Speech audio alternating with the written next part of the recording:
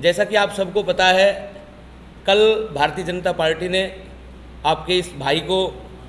जिला महामंत्री के नाते एक बहुत बड़ी और बहुत महत्वपूर्ण जिम्मेदारी दी है। मैं शुरुआत से अगर बात करूं, वर्ष 2004 में सामाजिक जीवन में मैं आया और कॉलेज में प्रवेश लेते ही अखिल भारतीय विद्यार्थी परिषद के संपर्क में आया और जिले का दायित्व विद्यार्थी परिषद में आते ही संगठन ने मुझे दिया। उसके बाद संगठन के बड़े लोगों ने उंगली पकड़कर चलना सिखाया और आगे बढ़ते हुए जिला संयोजक अखिल भारतीय विद्यार्थी परिषद तक के दायित्व तक मैं पहुंचा।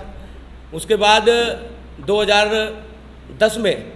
भारतीय जनता पार्टी की युवा विंग भारतीय जनता युवा मोर्चा में जिला मंत्री के नाते मुझे दायित्व मिला और मुझे संगठन में काम करने का अवसर मिला। 2014 में मैं और आदरणीय कुलदीप शर्मा जी, जो कि अभी वर्तमान में मंडल अध्यक्ष हैं, हम दोनों भारतीय जनता युवा मोर्चा के प्रदेश कार्यकारिणी के सदस्य बने। आदरणीय मुकेश गौड़ जी उस समय प्रदेश युवा मोर्चा के अध्यक्ष होते थे। हम दोनों भाइयों को उन्होंने जिम्मेदारी दी और हम युवा मोर्चा के प्रदेश कार्यकारिणी सदस्य होने के नाते हमने प्रदेश भर में काम किया।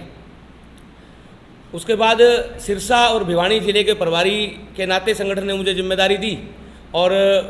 उस कार्य को बखूबी निभाते हुए जो काम संगठन ने दिया, मैंने अपना पूरा प्रयास किया कि हम अच्छे से अच्छा उस काम को कर पाएँ और हमने संगठन के लिए कार्य किया। हरियाणा से बाहर, चाहे राजस्थान विधानसभा चुनाव की बात हो, चाहे दिल्ली विधानसभा चुनाव, निगम चुनाव की बात हो, दिल्ली का निगम चुनाव अपने आप में विधानसभा चुनाव से भी अधिक महत्वपूर्ण होता है। उत्तराखंड चुनाव की बात हो, हिमाचल प्रदेश चुनाव की बात हो, अनेक प्रदेशों में मुझे विधानसभा में प्रभारी के नाते से काम करने का अवसर मिला। और आज आप सबके सहयोग से, आप सबके आशीर्वाद से, स्नेह से भारतीय जनता पार्टी ने युवा विंग से निकालकर सक्रिय राजनीति में मेरा प्रवेश कराया है और सक्रिय राजनीति में सीधा मुझे जिले में दूसरे नंबर की सबसे बड़ी जिम्मेदारी जिला महामंत्री के नाते मुझे काम दिया है। मैं उसके लिए सबसे पहले हरियाणा में भारतीय जनता पार्टी की पहचान, भारतीय जनता पार्टी के स्तंभ हरियाणा में अगर मैं कहूँ तो भी गलत नहीं होगा, पूर्व शिक्षा मंत्री महेंद्रगढ़ की आन बान और शान आदरणीय रामविलास शर्मा जी का, जिनके आशीर्वाद से दायित्व मुझे मिला है, जिन्होंने सदैव उंगली पकड़कर हमें चलना सिखाया, हमारा मार्गदर्शन किया है, ऐसे आदरणीय श्री रामविलास शर्मा जी का, जिले के यशस्वी अध्यक्ष आदरणीय श्री दयाराम जी का, उनके साथ साथ जिले के सभी विधायक और बड़े नेताओं का धन्यवाद करता हूं और धन्यवाद करता हूं प्रदेश के शीर्ष नेतृत्व का, आदरणीय श्री ओम प्रकाश धनखड़ जी, प्रदेश के प्रभारी श्री विप्लव कुमार देव जी,